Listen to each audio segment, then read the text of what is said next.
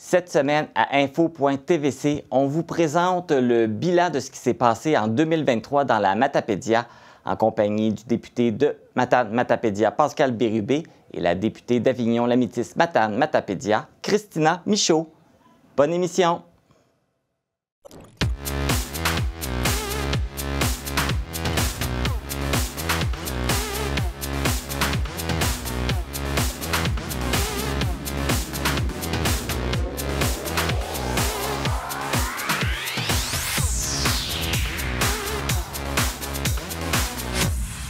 Ici Marc Baudouin, bienvenue à cette édition du 12 janvier 2024 d'Info.tvc, la première émission de l'année.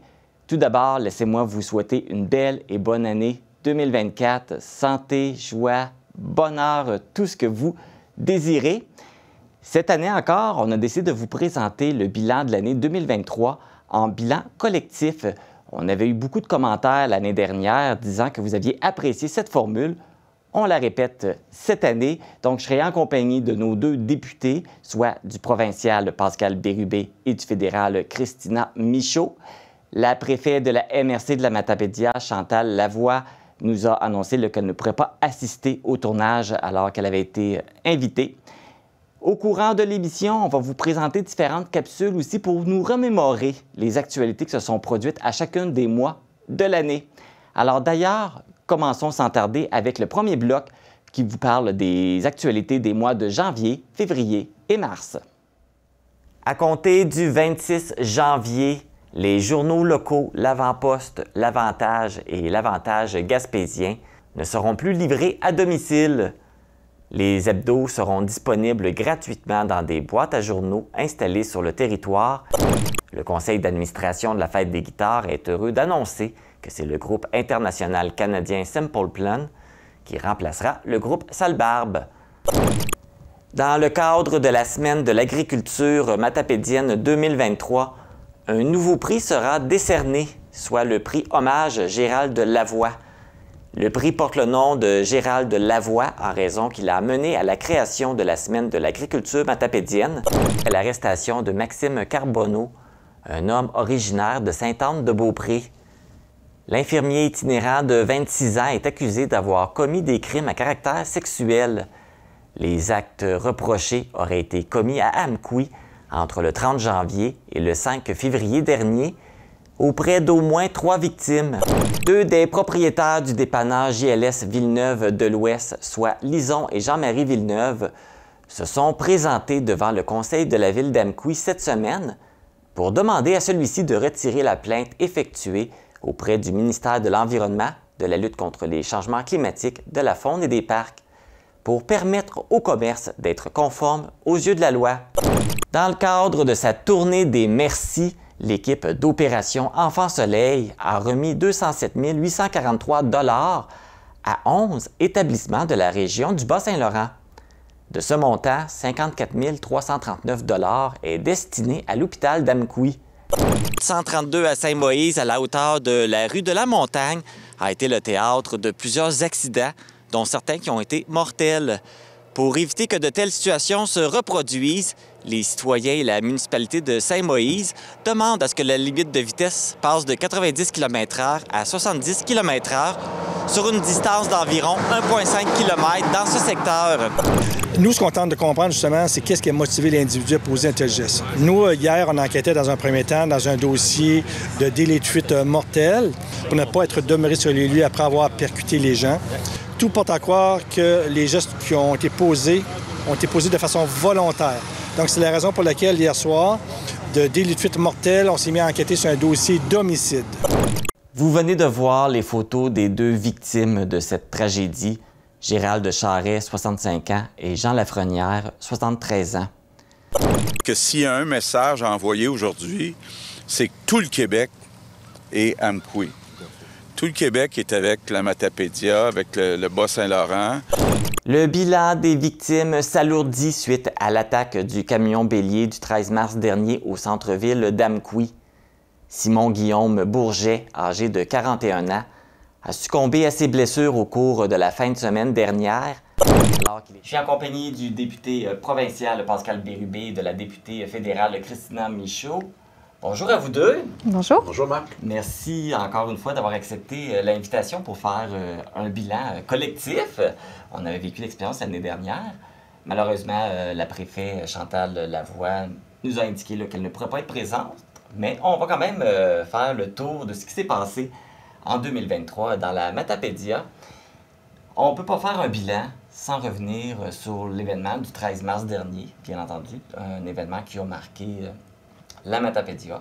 Je ne veux pas nécessairement revenir sur ce qui s'est passé, mais j'aimerais surtout savoir un peu de votre côté, étant donné que vous travaillez pour le développement de la Matapédia, est-ce que ça a changé quelque chose dans votre vision, dans votre travail pour la Matapédia, cet événement-là?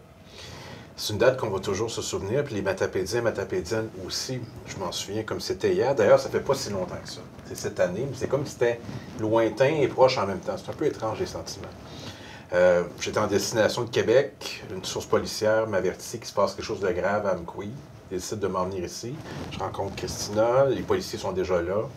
Il y a quelque chose de grave qui vient d'arriver, qu'on a de la difficulté à mesurer, mais c'est un drame pour toute la communauté. L'enjeu pour un député, c'est assez particulier parce qu'on ne peut pas l'empêcher, puis on ne peut pas le corriger. Donc on est un peu comme tout le monde, là, sous le choc. Je pense que ce que la population souhaitait, en tout cas des élus, c'est d'avoir une présence. Puis ensuite, de passer un certain nombre de messages qui étaient importants. Au début, c'était rassurer les gens, s'assurer que la colère ne prenne pas le dessus, parce qu'il y avait de ça aussi. Moi, je me souviens d'avoir vu une scène là, en face de mon bureau au Palais de justice d'Amqui, où il y avait beaucoup de gens qui attendaient. La personne, il faut que je pèse mes mots, la personne présumée qui a fait ça, bon, vous comprenez que je dois m'exprimer comme ça, et ensuite apaiser. Et qu'est-ce qui reste de ça après? Rencontrer le premier ministre avec la mairesse, mais c'est une drôle de situation pour nous parce que on peut rien échanger, on peut pleurer avec la population, mais qu'est-ce qui reste de ça? La justice va suivre son cours, mais c'est un épisode qui a tristement fait parler d'Amqui et de la Matapédia. Puis encore aujourd'hui, c'est un acte isolé, mais qui a un impact global sur toute une région. Donc c'est un peu comme ça moi, que je revis un peu à travers cet échange-là, ce que j'ai vécu au mois de mars ici à Amqui. Toi, Christina? On ne se prépare jamais à ce genre d'événement. Hein. Quand on devient député, on n'espère pas, en tout cas, avoir à réagir à ce type d'événement-là, surtout pas dans notre région. Amqui, c'est ma ville natale, j'y habite. Alors, de voir que ce type d'événement se passe sur le boulevard où ma mère a pris sa marche quelques heures avant, où elle la prend chaque jour, où moi-même, je la prends des fois, c'est absolument... je pense qu'il n'y a pas de mots pour décrire ça. Alors... Pascal le dit, la meilleure chose qu'on peut faire dans les circonstances, c'est d'assurer une présence. On est arrivé à quelques mètres du lieu du drame et on avait les micros sous le nez, il fallait réagir à chaud. Comment nous, on se sentait, mais aussi essayer de rassurer la population. Il y a des gens qui se posaient la question, est-ce qu'il va y en avoir d'autres? On peut avoir toutes sortes de questions, vraiment. Et après ça, les bilans arrivaient vite. Qu'est-ce qu'il faut faire pour empêcher ça? Alors, il faut avoir un peu les réponses à toutes ces questions-là, réponses qu'on n'a pas nécessairement. Alors, c'est un événement probablement l'événement qui a le plus marqué mon année, comme plusieurs de mes concitoyens aussi, de nos concitoyens. Alors, c'est ça, en tant que politicien, on s'y prépare pas nécessairement, puis on le vit en tant qu'humain, nous aussi, mais on doit mettre notre chapeau de politicien pour réagir à ça. Alors, c'est une expérience assez curieuse. Comme mentionné, on s'attend pas à ça, mais il faut quand même être prêt. T'sais, les mesures d'urgence, ils mettent des mesures en place au cas où ça arriverait, parce qu'on a eu besoin d'un code orange pour le drame Amqui. Au mois de juin, il y a eu l'accident d'autobus à Sainte-Marguerite-Marie qui a demandé aussi un code orange. Donc, juste pour rappeler, c'est quoi le code orange? C'est quand il y a besoin de 6 blessés et plus dans un même événement qui doivent se rendre dans un centre hospitalier. Donc, 2 codes orange en quelques mois. De ce que vous avez vu, de ce que vous avez entendu, est-ce qu'on était vraiment bien préparé? Est-ce qu'on avait tout ce qu'il fallait pour répondre à une catastrophe? Quelques réflexions qui sont aussi basées sur le fait que les réflexes de la fonction reviennent rapidement. quand est arrivé le drame d'Amqui, une des premières choses que j'ai voulu vérifier, c'est la capacité d'intervention des intervenants et intervenantes. Cas d'orange à l'hôpital d'Amqui, on était capable d'y répondre.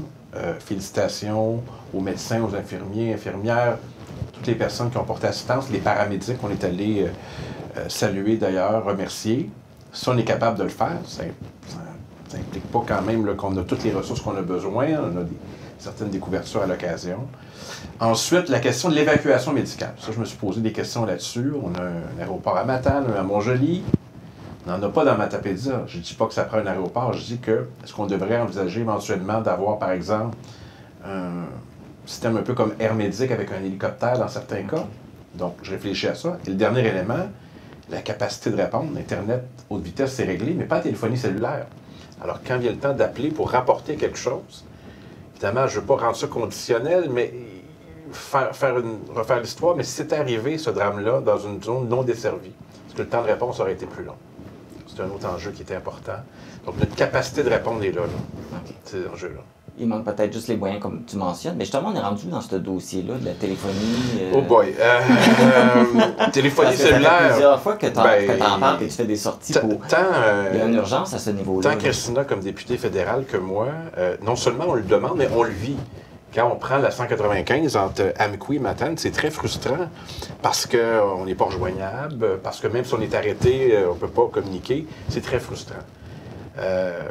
Ottawa, c'est un peu désengagé, Christina l'expliquera mieux que moi, mais Québec a décidé de prendre ça en charge. Et ce que j'ai appris de la part de TELUS, à ma demande, je pense que c'était à la fin de l'été dernier, c'est qu'il y a 3 tours qui vont être installés en 2024 pour le signal cellulaire. Une sur la route 299, donc entre, je dirais, Saint-Anne-des-Monts et Gilles-du-Mont-Albert, ça nous touche moins. Mais entre Matane et Amqui, route 195 et route 132 au sud, je dirais entre Sainte-Florence et Route-Séville jusqu'à Matapédia, la municipalité de Matapédia. On me dit qu'il y a des travaux qui vont être faits en 2024. Donc, c'est ça que j'ai. Je leur ai demandé de le dire publiquement, ils ne veulent pas. Mais je vais le dire pour eux. Voilà. C'est les mêmes informations qu'on a également. Puis, en effet, même si on le répète depuis des années au fédéral, qu'on a une région qui n'est pas tout à fait couverte encore en 2023 et aujourd'hui en 2024.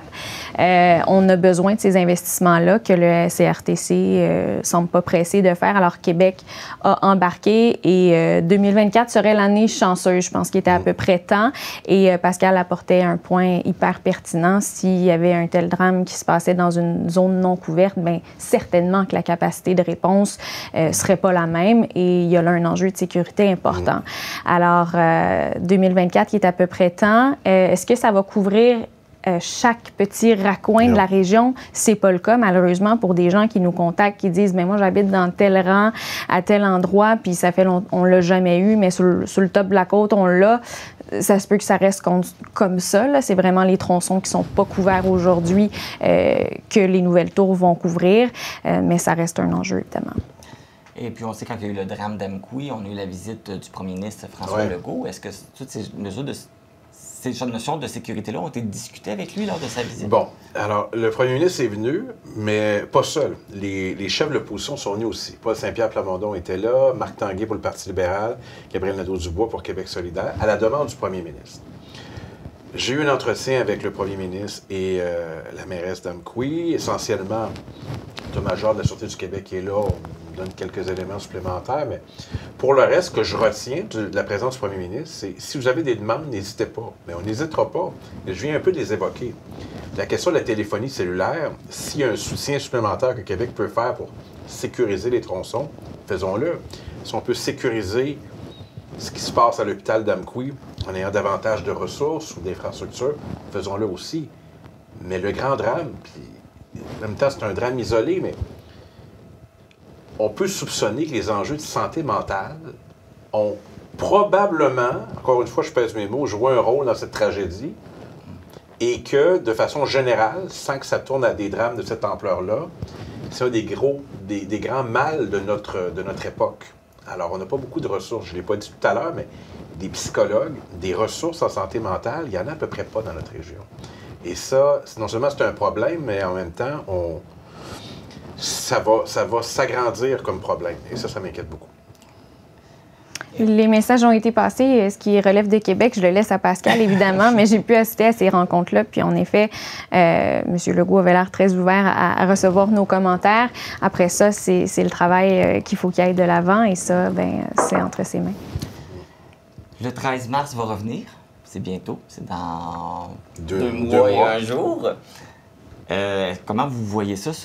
Parce que j'imagine qu'il y a des blessures qui vont ressurgir, des mauvais souvenirs qui vont ressurgir.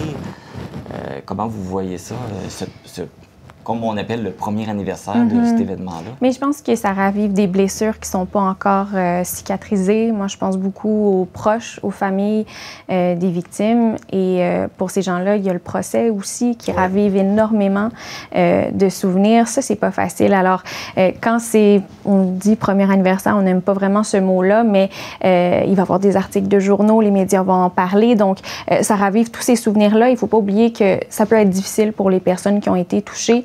Alors, j'ai une grande pensée pour eux. Évidemment, ce sera le temps peut-être de se reposer les mêmes questions qu'on a posées la première fois et voir s'il y a eu des choses qui ont été faites. Quand on parle de santé mentale, justement, peut-être que ce sera le bon moment de ramener ces besoins qu'on a pour la région. Tout à fait. Et puis, je pense qu'on a fait le tour du sujet. On va pouvoir parler de... On a eu un autre petit drame aussi, à Sébec. Ils ont perdu leur centre communautaire. Et on sait qu'un centre communautaire, c'est le cœur d'une municipalité. Ça a été une grosse perte là, pour la municipalité de Sébec. Oui. Alors, le jour où c'est arrivé, moi, j'ai un conseiller politique qui habite à Sébec et qui, je ne sais toujours pas pourquoi, mais est arrivé très tard chez lui ce soir-là. Je fais une blague, mais c'est un événement triste, et qui m'a envoyé des images de ça. C'était saisissant. C'était un feu très intense. Et j'ai rapidement compris le lendemain, en faisant un retour, que c'était une perte totale. Le centre communautaire de Sébec, c'est le cas de le dire, c'est le centre, c'est là que ça se passe. La majorité des activités, on est invités, ça se passe là. Lieu de rassemblement, il y a une cuisine, une fierté locale. C'est un financement qui provient de la communauté, mais à la fois de Québec et d'Ottawa. Il y aura une suite, c'est sûr. J'ai rencontré le maire à la mi-décembre, il m'indiquait qu'il va vouloir le reconstruire. Donc, on sera là pour l'appuyer du mieux qu'on peut. Ils sont encore dans des affaires d'assurance, mais je sais qu'ils ont un plan pour 2024. C'est sûr qu'on va être sollicité. Oui, parce qu'avec les coûts des matériaux, les coûts de construction, ça sera pas évident là, de reconstruire, mais je pense que ça va être important là, de travailler fort pour... que vous travaillez pour nous obtenir de l'argent pour la construction. Quand on connaît le maire de Sébec, il sait que sa députée fédérale habite pas très loin de Sébec, il sait que son député n'est pas trop loin, donc soyez assurés que Marcel Belzile défend les intérêts de Sébec et il nous a déjà interpellés. Il sait qu'il va avoir besoin de nous, puis on sera là pour la communauté de Sébec, évidemment. Oui, la communication est déjà... très en santé entre Marcel, Pascal et moi à ce sujet-là, puis sur bien d'autres sujets. Moi-même, j'ai des souvenirs au centre communautaire de Sébec. On y était il y a quelques mois pour le gala de la Chambre de commerce, la Matapédia. Plusieurs soupers, des soupers crabes et crevettes. On en a eu à travers les années à Sébec. Bref, donc, c'est au cœur de la communauté. Pascal le dit. C'est sûr que la reconstruction... on en a besoin. Puis c'est un souhait de la municipalité, je pense, pas seulement du maire, mais de la communauté de Sébec. Alors, on sera là, évidemment. Puis, vous l'avez dit, les coûts de construction augmentent toujours ces temps-ci. Et là où on entre en jeu, c'est d'aller chercher la flexibilité des gouvernements pour dire, bien, vous avez des programmes, des fois, qui sont un peu fermés, là, carrés sur on donne tant, puis il faut que le projet cadre dedans, mais ça se peut que ça coûte plus cher, puis ça se peut qu'on ait besoin d'un petit peu plus de sous, donc on aura besoin du soutien. Alors, on sera là pour faire ce travail-là. Parfait. Parce que oui, il y a eu beaucoup d'événements qui ont été annoncés, des belles nouvelles. Il y a plein de beaux souvenirs qui ont parti en film. Moi, je me suis souvenu que peu avant Noël, en 2022, j'étais là avec le Club des 50 ans et plus. Puis on me dit qu'il y a même les archives qui ont brûlé à certains égards. Fait que bon, c'est un dur coup, un incendie. C'est jamais agréable. Mais il y a des bonnes nouvelles qui comparent. Je ne sais pas si on va pouvoir en parler tout à l'heure, mais il y a un couvent qui a été vendu. Oui. Et ça, à bien des égards, c'est très positif pour la région. On va y revenir. Là, on va faire une courte pause et puis on va revenir après. C'est sûr qu'au plan, il va y avoir le redécoupage électoral. Bien entendu, on ne peut pas passer à côté. D'ici là, restez à l'écoute. On vous présente les actualités qui ont marqué les mois de avril, mai et juin. Depuis la proposition de la mise en place du projet de plan de gestion des matières résiduelles conjoint des MRC de la Matapédia et de la Métis sur le territoire de la municipalité de Saint-Moïse, Des citoyens se sont mobilisés pour s'objecter au projet et le 15 avril prochain, une manifestation pacifique aura lieu. En décembre dernier, le maire de Causes-Abscales, Régent Félix Lagacé, a annoncé qu'il quitterait son poste de maire. Et depuis le 31 mars, on connaît qui prend le relais.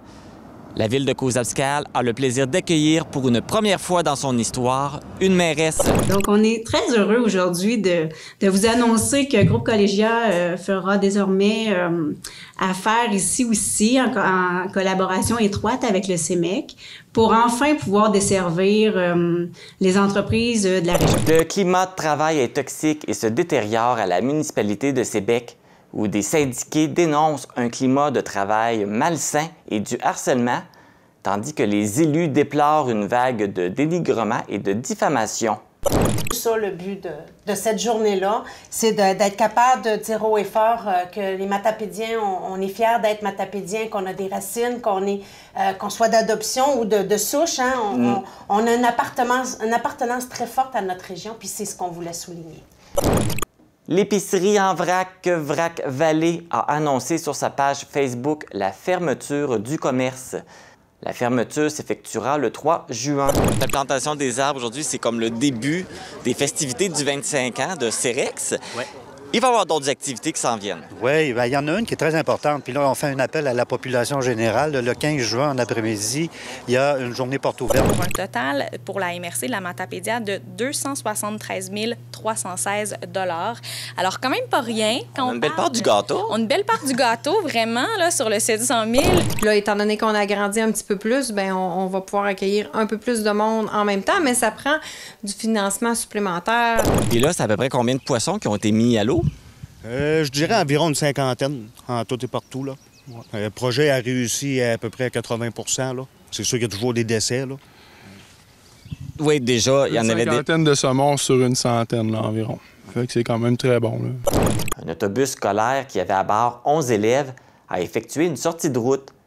Parmi les personnes impliquées, 4 ont été grièvement blessés, mais on ne craint pas pour leur vie. 3 enfants ont été transportés par avion au Centre hospitalier universitaire Sainte-Justine de Montréal. Aujourd'hui, on marque une page importante de l'histoire de Matamaja et on espère qu'il va y avoir encore beaucoup de chapitres et de surprises. Au nom de toute l'équipe de Matamaja, nous souhaitons bon succès. Nous avons très hâte de vous présenter notre exposition. Le pompier volontaire Patrick Guimont était de retour au palais de justice d'Amqui mardi matin, où il a reçu un verdict de culpabilité pour conduite avec les facultés affaiblies. Patrick Guimont devra acquitter une amende de 4 000 $ et se retrouve avec une interdiction de conduire pendant 24 mois. On poursuit ce bilan 2023 de la Matapédia, toujours en compagnie de Pascal Bérubé et de Christina Michaud. Alors, pour ce deuxième bloc, ben, on va s'arrêter au redécoupage électoral. On en a parlé beaucoup dans les dernières années au fédéral, mais là, cette année, au provincial aussi, on n'est pas épargné au niveau du redécoupage électoral.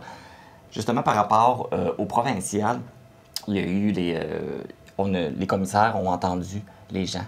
Donc, c'était au mois d'octobre. C'est au mois d'octobre dernier. Il y a eu la consultation publique. On est rendu où maintenant avec tout ça, tout ce qui s'est dit, parce qu'il y a beaucoup de gens qui étaient contre. Puis peut-être refaire un petit survol. Très rapidement. L'enjeu, en fait, c'est l'accessibilité à son député puis sa capacité de représenter la population. Quand les gens nous croisent en Matapédia, ils disent « Ah, c'est agréable, vous êtes présent, vous êtes disponible », que ce soit à Amqui ou ailleurs. Mais des fois, ils oublient qu'on représente aussi la Matanie, plus la Métis, puis dans le cas de Christina, même la MRC d'Avignon dans la baie des Chaleurs. Alors, on a des comtés très difficiles à représenter en termes de présence, parce que c'est immense, il y a beaucoup de besoins. L'enjeu de la carte électorale, c'est un peu ça. C'est diluer notre présence en agrandissant le territoire, ou dans un cas au fédéral, en le faisant disparaître. Juste rappeler que moi, je suis devenu député de la Matapédia parce que mon comté a disparu. Autrefois, j'étais député de Matane, c'était la Matanie, la Haute-Gaspésie. Essentiellement, ils calculent la population au Québec, ils divisent par 125, ça fait une moyenne. Il faut que ça ressemble à ça. Donc, ce qu'on propose pour le comté à Québec, que je représente présentement, c'est que l'ouest de la circonscription, donc la MRC de la Métis, Sainte-Luce, Saint-Donat, Saint-Gabriel, Saint-Charles-Garnier, les Hauteurs, ça s'en va dans le comté de Rimouski. Mais moi, je les aime, ces municipalités-là. Ils sont dans la Métis. Ils sont dans la Métis, donc ils sont déjà dans un ensemble avec Montjoly, puis Price, dans la même MRC. Ça n'a pas de sens. L'autre non-sens, c'est qu'on ajoute la Haute-Gaspésie. Cap-Chat à Sainte-Madeleine, la Rivière-Madeleine, dans le comté. Puis là, on agrandit encore plus 4 MRC, 4 bureaux de comté, je ne sais pas, je veux prendre l'argent. Ça va être très difficile, puis ça enlève un comté à la Gaspésie. Donc, ils fusionnent, je dirais, une bonne partie de la baie des Chaleurs avec Gaspé. Ça n'a pas de sens. Alors, c'est ça l'enjeu. On a perdu un comté en 2011, on en perd encore un maintenant. J'ai plaidé que ça reste comme ça, que la Gaspésie a le droit d'avoir ses 2 comtés. On va voir ce que ça va donner, mais on a donné un coup là, avec plusieurs intervenants qui sont venus plaider pour la Haute-Gaspésie en disant, ben là, on est barouetté d'un bord puis de l'autre, un peu de répit. Laissez-nous au moins avec Gaspé, qu'on ait plus de temps que notre député, puis voilà. C'est là qu'on en est. J'ai pas de nouvelles pour l'instant. Donc là, on mentionnait aussi qu'on voulait séparer la Métis, enlever des municipalités. Couper la Métis, oui. On l'a connu aussi au fédéral. Ça s'est pas fait, mais la première proposition, c'est qu'ils voulaient scinder les MRC en 2. Qu'est-ce que ça représente pour un député qui aurait à travailler dans une MRC qui est scindée en 2? Bien, prenons l'exemple de Chantal Lavoie. C'est la préfète de l'ensemble de la MRC de la Matapédia. Si vous avez 2 députés sur le même territoire, ça dédouble la représentation. Il y a une question de coordination, c'est juste ça. Puis les MRC, c'est les municipalités régionales de comté au singulier, pas au pluriel. Donc, je pense qu'il faut tenir compte des MRC comme étant les entités administratives qui représentent une certaine cohérence dans le territoire. Ça n'a pas de sens de couper ça en 2 ou de faire disparaître carrément un comté fédéral comme celui de Christina qui est déjà très, très vaste. Tout à fait, oui. Puis si jamais les 2 partis de la MRC sont représentés par 2 députés de partis différents, j'imagine que ça peut être compliqué aussi les choses. Ça va à rigueur. Parce que ça dépend de qui est en place. Oui, mais d'ailleurs, on le dit des fois, mais on est le seul duo au Québec de députés du Bloc québécois, du Parti québécois. Évidemment, ça se passe bien. Mais au-delà de ça, je pense que nos présences ont un sens dans ce qu'on peut faire publiquement. On a une certaine liberté. Mais l'enjeu au-delà de la diffusion des MRC, c'est la disparition d'un comté. Moi, je suis totalement solidaire de la situation de Christina, qu'elle a bien défendue, mais à Ottawa, ils ont décidé de faire disparaître un comté. Et ça, ben, c'est pas tellement à propos de nous, c'est à propos de la population qu'on représente. Ça, c'est dommage. Et puis, justement, là, on a eu les consultations publiques. C'est quoi les prochaines étapes pour... La décision finale, c'est à peu près juste ça. Ils vont on a fait des représentations. Est-ce qu'ils en ont tenu compte ou pas? Puis là, après, il y a un vote final, mais c'est le directeur général des élections qui décide. Puis malgré les représentations, bien, chacun va devoir s'enligner sur... je pense au député de Gaspé, par exemple. Lui, son comté n'existe plus. Fait que là, je l'ai entendu à la radio ce matin, à une autre radio, à la radio d'État, pour dire ce qu'il en était. Il ne sait pas. Fait qu'on est dans l'attente. Ça crée des incertitudes. Puis le dernier enjeu là-dessus, si une MRC n'est plus dans le comté d'un député à la prochaine élection, est-ce que ce député-là va un peu la délaisser pour le reste du mandat? Moi, c'est le genre de signaux qui m'inquiète. Absolument. Bien, justement, on va pouvoir aller voir Christina là-dessus parce que toi, tu vis cette situation-là. Ça a été officialisé en 2023. Les commissaires ne sont pas revenus sur leur décision. Ils ont décidé de faire disparaître la circonscription d'Avignon, la Matapédia. Tu peux peut-être répondre à Pascal là-dessus, qu'est-ce que ça fait qu'une députée qui perd son comté? Bien, justement, on se questionne sur le député s'il délaisse une partie de son comté, s'il sait qu'il perd à la prochaine élection. Si je commençais à faire ça, je ferais plus rien parce que je perds toute ma circonscription. Alors, c'est important pour moi de continuer à travailler autant dans la Matapédia que dans la Matanie, dans Avignon et la Métis, évidemment, de façon égale. Mais ça complique les choses pour la suite, évidemment.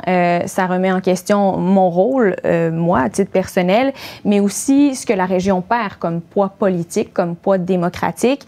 J'ai envie qu'on ait cette réflexion-là. Au-delà de ce comté-là qui se perd aujourd'hui, j'ai envie qu'on ait la réflexion. Est-ce que dans 10 ans, comment on fait pour s'assurer que l'Est du Québec ne perde pas d'autres plumes, autant au redécoupage provincial que fédéral?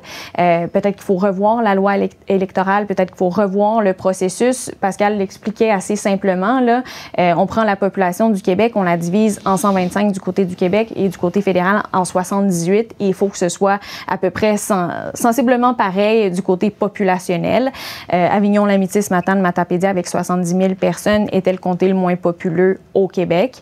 Alors, on a décidé décidé de le couper carrément, mais est-ce qu'on ne peut pas avoir une moyenne populationnelle pour les régions rurales et une moyenne populationnelle pour les régions urbaines? Parce qu'on va se le dire, on ne sera jamais en mesure de compétitionner avec les grands centres en matière de population. C'est sûr que non. Donc aujourd'hui, c'est l'Est du Québec. Demain, ce sera peut-être la Côte-Nord, la Abitibi, qui sait, qui va perdre des plumes. Pourquoi on n'est pas capable de protéger ces régions-là pour qu'elles aient une représentation qui est juste? Alors, au-delà de moi qui perds ma circonscription, je pense qu'il faut avoir cette réflexion-là. Le combat semble perdu pour cette fois-ci, malheureusement. Bon, c'est en avril 2024 que ce sera vraiment officialisé, là. Okay. Donc, on dit que c'est jamais vraiment officiel parce qu'on est en situation de gouvernement minoritaire à Ottawa. Il pourrait y avoir des élections n'importe quand, demain matin. Donc, dans les faits, si ça arrive avant avril 2024, je pourrais me présenter à nouveau dans Avignon-Lamitis, Matane-Matapédia, parce qu'Élections Canada dirait on n'est pas prêt encore, donc prenez l'ancienne carte. Mais c'est la seule raison et ce serait pour un seul mandat. Donc, Avignon-Lamitis, Matane-Matapédia ne resterait pas pour d'autres mandats.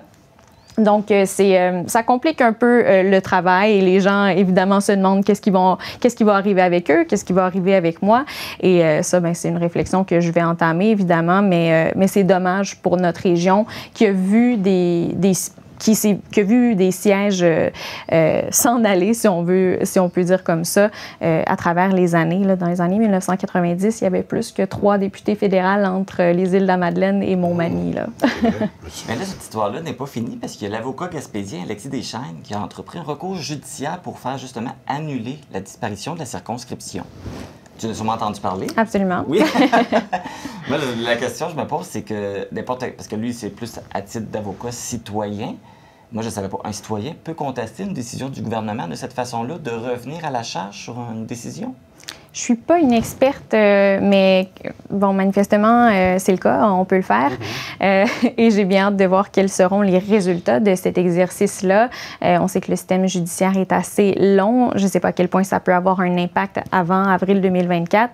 Je l'espère. Pour les détails de ça, j'en ai pas nécessairement. Je ne sais pas si Pascal en a plus, mais c'est ça. C'est en attente pour faire invalider ce décret, mais décret qui a déjà été pris par le gouvernement fédéral et à partir du moment où ce décret-là a été mis en place, si on veut, bien, Élections Canada a le mandat d'effectuer les changements. Donc, je ne sais pas si c'est trop peu, trop tard, mais c'est quand même un exercice important quand on voit qu'on a fait le travail politique et là, il y a quand même une autre option qui reste. Alors, je salue le travail d'Alexis Deschênes de faire ça et j'espère que ça portera ses fruits, mais c'est à suivre. C'est-tu la même chose au provincial? Est-ce que cette même situation pourrait se produire au provincial aussi? Évidemment, là, on peut contester. D'ailleurs, certains le font en disant qu'on veut tenir compte ils appellent ça la représentativité effective. Donc, la capacité d'un député de représenter sa circonscription correctement. Puis, il y a un exemple, je pense, en Saskatchewan, où il y a eu une décision qui a été prise, qui revient épisodiquement. Là, les gens reviennent souvent avec ça.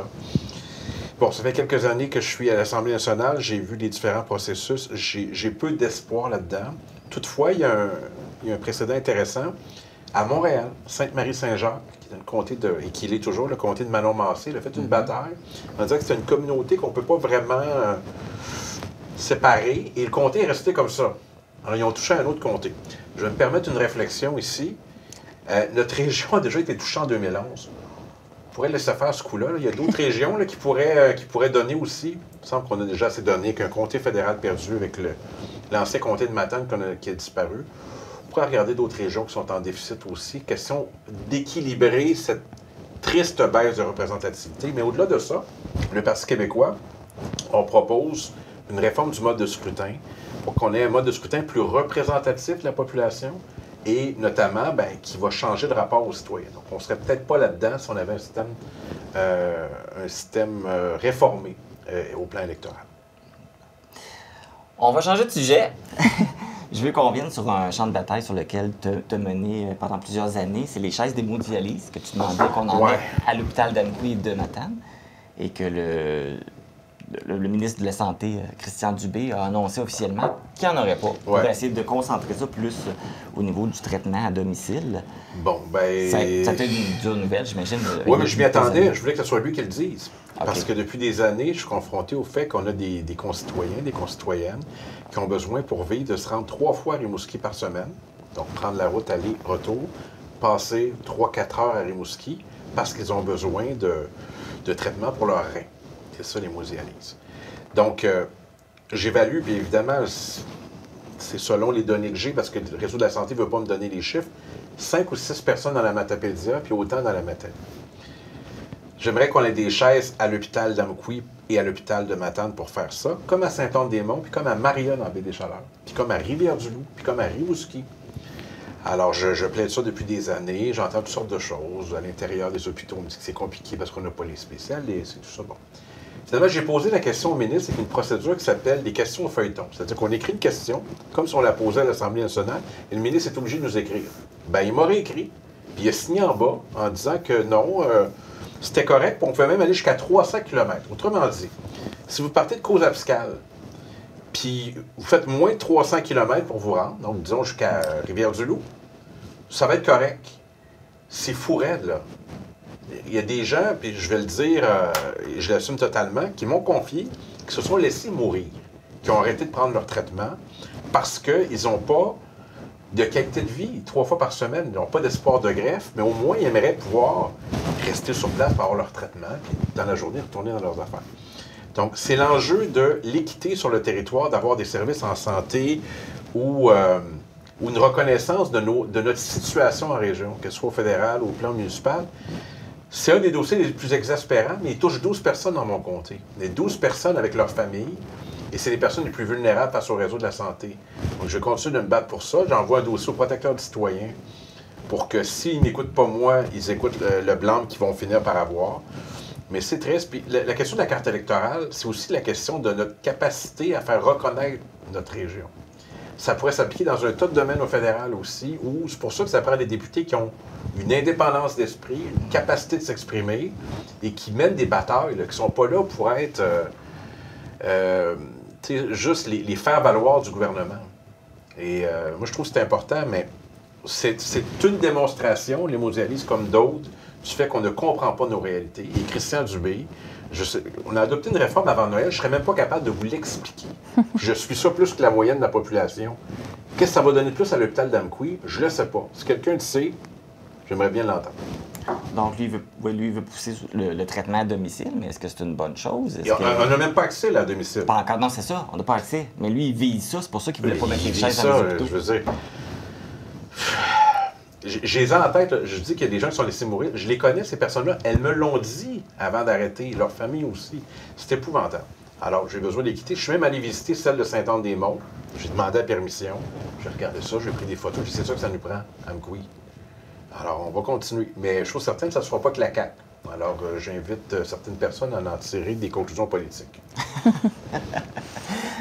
Bien, merci, c'est ce qui termine le deuxième bloc. On va faire une courte pause. On va revenir après. Mais là, j'ai gardé le meilleur pour la fin. La série sur le Sunday, on va parler des choses positives. On reste positif. On veut qu'on finisse sur une note positive parce qu'il n'y a pas eu juste des choses plates dans la Matapédia en 2023. Il y a eu des belles choses. Puis je veux qu'on va s'attarder à ça pour le troisième segment. On vous présente maintenant les actualités qui ont marqué les mois de juillet, août et septembre. Donc, tout le gravier a été changé, l'engazonnement, toutes les clôtures, l'arrêt-balle, les cabanes pour les joueurs. Il y a également là, un espèce de petit rangement qui va être fait, donc c'est pas encore tout à fait terminé, mais c'est sur le point 2. Il y a eu du drainage, donc pour 375 000 $ d'investissement sur le terrain là, en soi. On vient d'installer une nouvelle marina cette année. Elle a été en service à partir du 21 juin de cette année. Nouvelle marina, tout en aluminium. Dimanche dernier, le 16 juillet, un grave accident a eu lieu à Valbriand sur la 132. Les passagers de la berline sont gravement blessés. Donc, un père, son identité est maintenant connue, il s'agit de Ken Moreau, qui a fait l'accident avec ses 2 jumelles. On a appris cette semaine qu'une des 2 jeunes filles est décédée du suite de ses blessures. Le gouvernement du Québec a octroyé du financement à la mesure de 30 000 $ pour 2 municipalités dans la Matapédia. Il s'agit de Valbriand et de Sébec qui obtiendront chacune 15 000 $ pour mettre en place des stations de lavage des embarcations. Que la télévision communautaire, vous le savez, on est un média. On ne sera plus là. Vous allez écrire dans la barre de recherche Facebook, par exemple, TVC de la Matapédia, il n'y apparaîtra rien. la presse, whatever, le média. Donc, on interpelle les gens, en fait, à s'abonner aux infolettes des médias, aller sur les sites directement des médias, les sites web directement de la TVC pour voir notre contenu. Ça va être la façon de faire. Je suis à la Chute à Philomène à Saint-Alexandre-des-Lacs pour une raison bien précise. C'est l'inauguration de la Via Ferrata. Ouais. Là, c'est lancé. Yes! L'édifice qui abritait l'ancienne quincaillerie à Grisonne sur la rue Proulx à Amqui accueillera un garage de machinerie New Holland au printemps 2024. Un investissement d'envergure de près de 5 millions de dollars. Après le redécoupage électoral au fédéral, voici que la Commission de la représentation électorale au provincial a déposé une proposition de modification de la carte électorale en vue des prochaines élections. On se souvient, le 16 juin dernier, la Commission de délimitation des circonscriptions électorales fédérales a officialisé l'abolition de la circonscription d'Avignon-la-Métis-Matane-Matapédia. L'avocat gaspésien Alexis Deschênes a entrepris un recours judiciaire pour invalider la disparition de la circonscription fédérale. De retour pour cette troisième partie du bilan 2023 de la Matapédia, toujours avec Pascal Bérubé et Christina Michaud.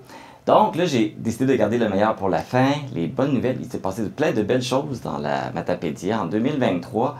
On peut commencer par une annonce majeure qui s'est faite dans les derniers mois. La vente de l'édifice qui abrite la communauté religieuse de Lac-aux-Saumons. C'est peut-être la plus belle annonce, selon moi, dans la Matapédia, compte tenu de sa symbolique.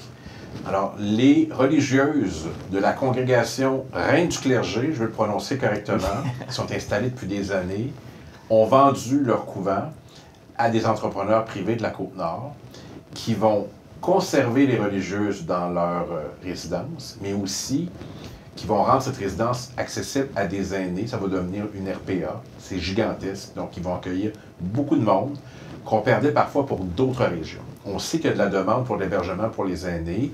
On sait qu'on a aussi perdu des résidences. C'est le cas à Sébec, dans l'ouest de la Matapédia. C'est un drame, c'est triste. Mais là, on a énormément de capacités qui viennent s'ouvrir dans une offre qui est différente de ce qu'on trouve ailleurs. C'est une excellente nouvelle. D'abord, c'est une nouvelle vocation pour le bâtiment. C'est aussi un besoin qui est comblé. C'est un endroit qui est patrimonial aussi, qui va être préservé. Donc, ce n'est que des bonnes nouvelles pour Lac-aux-Saumons, mais l'ensemble de la Matapédia. Alors, pour moi, c'est une des plus grandes annonces, mais le gouvernement du Québec n'est pas lié, ne serait-ce que parce qu'il y aura probablement des ressources intermédiaires. Je ne veux pas présumer, mais ils vont demander d'avoir des ressources intermédiaires, une relation avec le réseau de la santé. C'est la nouvelle qui m'a fait le plus plaisir. Il y en a d'autres. On a quand même inauguré un CPE à Amqui. Vous étiez là. C'est une nouvelle fantastique. Là, c'est une nouvelle installation. Mais celle de Lac-aux-Saumons, elle m'a fait particulièrement plaisir pour toutes ces raisons-là. Et franchement, on ne s'y attendait pas. On a été convoqués, le bureau de Christina et moi, quelques semaines avant pour nous parler du dossier. Puis, écoutez, des investisseurs comme ça, on en prendrait régulièrement sur notre territoire. Bienvenue aux investisseurs. Oui. On peut faire des affaires ici et il y a plein de potentiel. Oui, puis la bonne nouvelle en plus, dans ce dossier-là, c'est que si on ne réussissait pas à vendre le bâtiment, il pouvait être démoli. Et là, j'en parle pas. C'est un bâtiment patrimoine. C'était du patrimoine là, qui a été détruit. C'était une option, oui, effectivement. On me l'a confirmé, j'ai peine à croire ça. Bâtiment construit pendant la guerre. Hein? Alors, c'est fait comme un bunker, c'est très solide. Alors, c'est une des raisons pour lesquelles il a été acheté, parce qu'il est en bon état. C'est assez fantastique ce qui se passe là, et voilà. Alors, c'est une des grandes nouvelles pour la Matapédia de l'année. Et puis, on pourra en trouver plein d'autres, mais je m'attendrais sur celle-là qui est plus spectaculaire. Oui.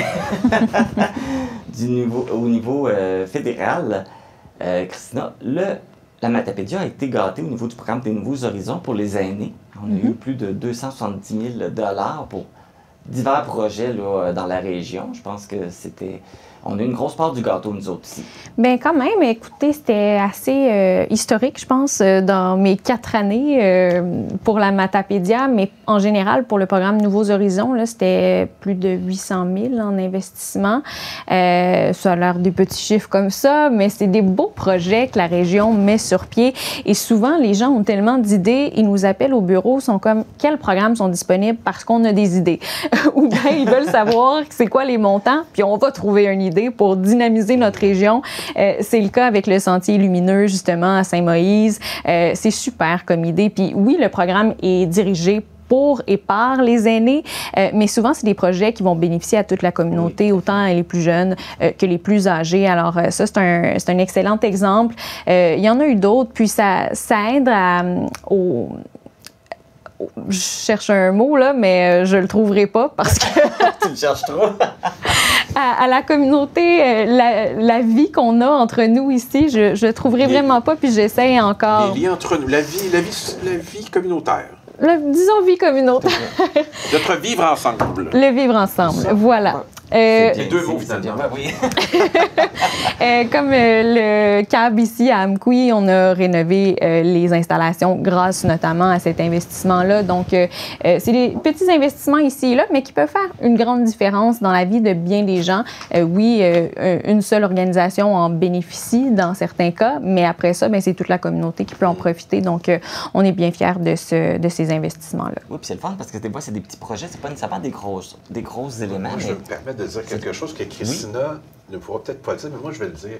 On a amplement notre part d'investissement au fédéral. Hein? Parce que des fois, il y a des gens qui disent « Ah, l'opposition, regardez les investissements dans le comté. » Alors, ça, moi, je peux le dire, que je vois des investissements importants dans tous les programmes dans notre comté.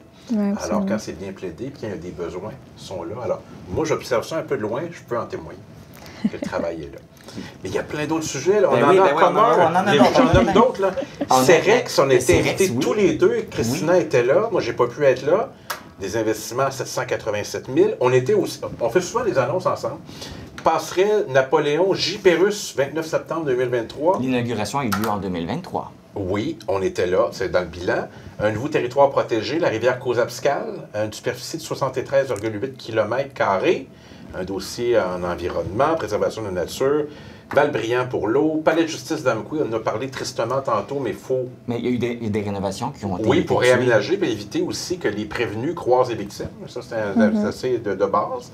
Donc, ça, on a réaménagé les bureaux de la CAVAC, ferme municipale en agriculture, Matamadja, 285 100 $, un site. D'ailleurs, je sais que... la nouvelle exposition du musée. Il y a des jeunes qui travaillent dans ces organisations-là grâce à un programme que Christina marraine, on ne dira pas marraine, parce que chaque année, j'aimerais avoir accès à ce programme-là, mais ils font bien ça parce que les gens me disent « Ah, c'est parce que Christina a décidé que je travaillais, puis elle a recommandé mon organisation. » C'est fantastique.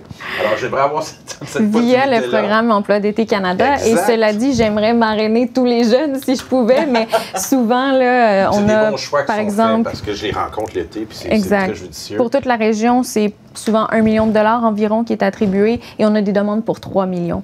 Donc, on fait plus de déçus que d'heureux, malheureusement, à chaque année, mais c'est un travail de moine à chaque année avec toute mon équipe. On s'assoit et j'ai des gens qui proviennent des 4 MRC, donc pas seulement de la Matapédia. La plupart des gens connaissent bien Marjolaine, qui est au bureau d'Amqui, mais j'ai des gens qui connaissent bien chacune des organisations qui font les demandes aussi. Donc, on sait qui en a vraiment besoin et à qui ça devrait aller. Tout le monde le mérite vraiment, mais il y a des organisations sans but lucratif, évidemment, on va penser à eux en premier. Alors, c'est toujours un beau programme à chaque année, comme Nouveaux Horizons d'ailleurs.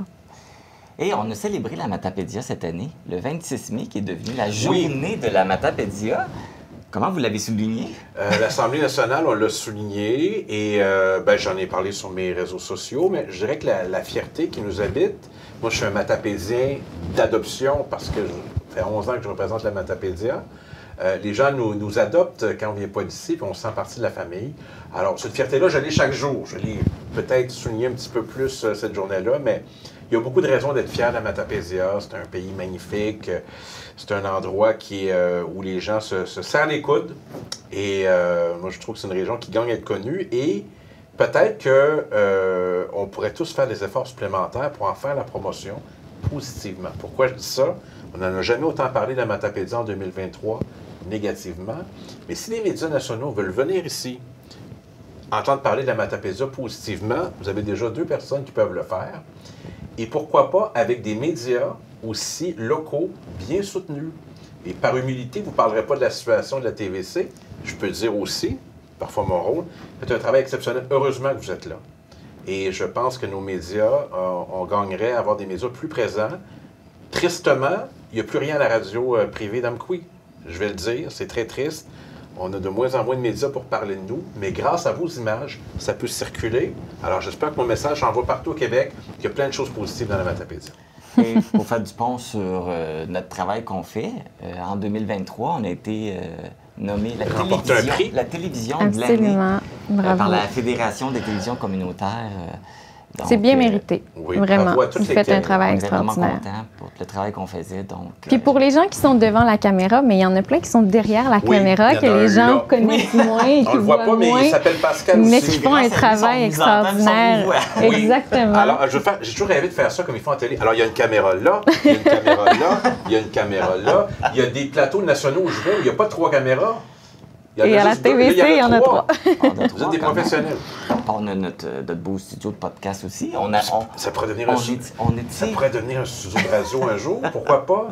Une radio communautaire à Amqui. Je lance l'idée. On étire nos services. Donc, on a plein de belles choses qui se sont passées. Là, on les a toutes nommées. Fait qu'on a toujours des belles choses. Là, 2024 est commencé. Qu'est-ce qui s'en vient? Qu'est-ce que vous aimeriez avoir comme résultat pour la Matapédia en 2024? Mais on parle toujours d'investissement, c'est ça les bonnes nouvelles, mais il y a du travail de longue haleine qui se fait aussi, autant à Québec qu'à Ottawa, sur différents sujets. On sait qu'on n'en a pas parlé beaucoup, mais l'un des sujets dont on me parle le plus quand je vais à l'épicerie ou n'importe où dans la Matapédia, c'est la hausse du coût de la vie. Hein? Comment l'inflation touche les gens, la hausse du coût du panier d'épicerie, des loyers, les taux d'intérêt, tout augmente. C'est complètement fou et c'est pas tout le monde qui peut survivre à ça, malheureusement. Absolument. Alors, une des grandes questions de 2024, ça va être comment est-ce que les différents gouvernements vont pouvoir aider les gens. Le message commence à arriver à Ottawa, là, que ce soit pour la crise du logement ou l'inflation. On commence à se rendre compte qu'il faudrait peut-être mettre des mesures en place pour aider les gens, que ce soit aux particuliers, mais les PME aussi. Seulement dans la Matapédia, on a vu des fermetures de petits commerces qui sont extrêmement importantes pour la santé économique de notre région. Alors, comment on va venir en aide à ces gens-là, puis continuer de développer notre économie régionale. Ça, c'est je pense, un des dossiers qu'on va continuer de travailler autant à Ottawa qu'à Québec. Ça va faire partie des discussions, évidemment. Puis c'est jamais des solutions simples qu'on peut accoler à ces problèmes qui sont complexes. C'est souvent un travail qui se fait sur le long terme. Ça prend plusieurs investissements. On ne demande pas des chèques uniques que le gouvernement envoie aux gens. C'est pas ça qu'on veut, puis c'est pas ça dont ils ont besoin non plus. C'est peut-être un soutien à plus long terme. Alors, ça va faire partie, en tout cas, de mes priorités pour 2024. Dans les exemples, on a eu Vrac Valley à Amqui qui a fermé. Il y a le Home Hardware qui a fermé à Absolument. Québec. C'est pas juste à cause de la hausse du coût de la vie. Il faut la relève. Il n'y a pas de relève. Absolument. Fait qu'il y a une pénurie de personnel aussi. Ouais. Est-ce qu'on devrait s'inquiéter de tout ça, de tous les beaux commerces, les belles entreprises qu'on a ici dans la Matapédia? 2023, tout comme 2024, c'est très bien indiqué. L'enjeu premier là, qui touche tout le monde, à moins d'être très riche, là, on n'en a pas tant que ça, c'est le coût de la vie. C'est la hausse du panier d'épicerie, de l'essence, du logement, les difficultés d'acquérir une maison. Première acquisition d'une maison, ça prend une mise de fonds. Les gens ont de la difficulté à arriver. Ça, c'est l'enjeu là, numéro 1 2023. Et j'ai l'impression que ça va être beaucoup ça en 2024 aussi. Ça, c'est un enjeu qui touche tout le monde. Le recrutement des ressources humaines aussi. Donc, on a un enjeu là. En matière d'immigration, là, il va falloir mieux structurer nos efforts parce que tout le monde veut attirer de la main-d'œuvre, mais attirer aussi des citoyens d'abord. C'est pas juste de la main-d'œuvre, c'est des gens qu'on veut qui deviennent des Matapédiens pleinement heureux, qui vivent l'expérience québécoise et matapédienne. On veut la réussite de ces histoires-là. C'est pas juste à propos de nous, c'est à propos d'eux aussi. Et c'est un peu ça. C'est un peu ça les enjeux. Alors, qu'on soit à Amqui ou qu'on soit à Québec ou à Montréal, les gens n'arrachent et notre responsabilité, c'est à travers les questions qu'on pose et les projets qu'on a, pousser ces enjeux-là qui sont importants au quotidien pour les gens qu'on représente. Et sinon, rapidement, sur quel sujet on risque de vous entendre en 2024? Bonne question. J'imagine qu'on va souvent m'entendre sur le redécoupage électoral. Ça semble être la question préférée des journalistes de notre région. Sinon, vas-y, Pascal, tu vas peut-être m'inspirer. Certainement, l'environnement. C'est important, l'environnement, même sais, l'environnement, ça touche tout le monde. Là. On Mais, est touché par ça. On a vu à la mi-décembre, là, un peu avant Noël, pas de neige dans Matapédia. Oui, On a ça, vu c'est ça. assez incroyable. Alors, il se passe quelque chose, hein? Oui, Vraiment. le changement climatique. Donc, ça, je continue de marteler cette question-là à la Chambre des communes. Et soit dit en passant, si le Bloc québécois ne le faisait pas, il n'y a pas grand monde qui parlerait d'environnement là-bas. Hein? Alors, je tiens Stephen Guilbeault responsable de bien des choses. Il a bien du travail sur la planche. Et c'est une question importante. J'étais à Dubaï pour la COP28 à la fin de l'année 2023 et on voit à quel point ces enjeux-là deviennent tellement importants. Quand tu vois un fonds mondial être mis sur pied pour que les pays du Nord, qui sont ceux qui ont le plus contribué au changement climatique, contribuent et aident les pays du Sud à survivre parce que c'est eux qui sont le plus touchés par les changements climatiques, c'est quand même quelque chose, c'est une image assez frappante. Alors, on a une responsabilité ici même, mais ailleurs dans le monde aussi. Le quotidien des gens qui viennent à notre rencontre pour qu'on les aide. Alors ça, c'est un travail qui ne fait pas l'objet d'aucun reportage médiatique qu'on vit dans nos bureaux de circonscription, mais aussi les préoccupations quotidiennes. On a parlé du coût de la vie, évidemment, c'est en tête de liste. La santé aussi, l'éducation, 2 grandes réformes qui viennent d'être adoptées. Alors, on n'est pas étranger à ce que vivent les gens et c'est pour ça qu'on a été, je pense, élus pour porter ça à la Chambre des communes, à l'Assemblée nationale. C'est ce qu'on fait au quotidien. C'est pas toujours spectaculaire, mais c'est important. Pascal Bérubé, député de Matane-Matapédia, et Christina Michaud, députée d'Avignon-Lamétis, Matane-Matapédia, merci beaucoup. Ce fut fort agréable encore de vous recevoir pour faire le bilan. Oui, c'est une tradition. Pourquoi pas? On va sûrement le refaire l'année prochaine. Avec grand plaisir, merci. Et je vous souhaite une belle année 2024, puis continuez votre beau travail. Puis on va continuer à vous suivre, puis pour tenir les gens au courant là, de ce que vous faites. Merci d'être là. Bonne année. C'est pas tout à fait terminé. Il nous reste un dernier bloc d'actualités matapédiennes à vous présenter. Donc, les actualités qui ont marqué les mois de octobre, novembre et décembre. Il me fait grandement plaisir d'être avec vous aujourd'hui afin de, et je dirais enfin, procéder à l'inauguration officielle de la nouvelle passerelle J-Napoléon-Pérusse. Le centre communautaire de Sébec a été la proie des flammes dans la nuit de vendredi à samedi, les 6 et 7 octobre dernier. On s'en va, oui, vers la fermeture de notre église. Et pourquoi? C'est que, un peu comme partout, les dépenses augmentent. Chauffage, l'électricité, les assurances et toutes les autres dépenses jusqu'à 3 fois plus. C'est un cri du cœur, mais c'est surtout une occasion d'envoyer des propositions très concrètes en disant « Coupez pas des MRC en deux. Envoyez pas un comté sur 2 régions administratives. Faites une recommandation pour plus de mandats, puis vous savez quoi? Faites-les pas. » Parce que l'ensemble des députés de l'Assemblée nationale ont adopté une motion proposée par le Parti québécois disant unanimement touche à rien. Et puis, on a fait quelque chose de spécial cette année. On a remis un prix de télévision de l'année. Donc, tout le monde pouvait déposer sa candidature. Puis, c'est les participants du Congrès qui votaient. C'est 2 télévisions qui sont arrivées à ex-aequo cette année. Donc, c'est la télévision du Rocher-Percé et la télévision de la Matapédia qui ont remporté le prix de la télé de l'année. Et parce qu'il faut se donner le moyen de nos ambitions, il me fait extrêmement plaisir d'annoncer aujourd'hui l'octroi d'un montant de 3 278 300 $ de la part du gouvernement du Québec pour financer 7 initiatives dans le cadre de l'appel de projet en lien avec la politique d'intégration du bois dans la construction. C'est le camping d'Amqui qui a été la destination préférée des campeurs en se méritant la première place du top 10 avec une note parfaite de 5 sur 5. Nathalie Savoie, propriétaire de la résidence chez Nat à Sébec, a annoncé la fermeture de la résidence après 16 ans de loyaux services auprès de la clientèle aînée. Nos demandes, là, composition de la classe, alléger la tâche et attraction-rétention du personnel. Donc, ça prend toutes sortes de mesures structurantes pour garder les profs, pour pas qu'ils s'en aillent, puis en attirer d'autres dans les universités. Donc, ça passe par des bonnes conditions de travail. Bienvenue à cette journée historique dans la Matapédia en termes d'investissement avec cette annonce de la vente de la maison mère des servantes Notre-Dame, Reine du Clergé à la Côte-Saumon. Le directeur général du Centre de services scolaires des Monts-et-Marais, Alexandre Marion, a quitté ses fonctions le 1er décembre dernier. La Sûreté du Québec ont procédé à l'arrestation d'un homme de Sébec en lien avec de la pornographie juvénile. Une perquisition a eu lieu au domicile de Pierre-Philippe Thomas. Le Champ des fromages, c'est notre projet de transformation de lait de la ferme. Ça fait des années et des années qu'on rêve de ça. C'est ce qui complète cette édition d'Info.tvc du 12 janvier. Merci d'avoir été à l'écoute. Les vêtements que je porte sont une gracieuseté de la boutique Passion Mode située à Causa-Abscale. Ne manquez pas ce dimanche dès 12h30 le Télé-Bingo. Les cartes à jouer sont de couleur rose. Moi, je vous retrouve la semaine prochaine pour une autre édition d'Info.tvc. Et encore une fois, bonne année!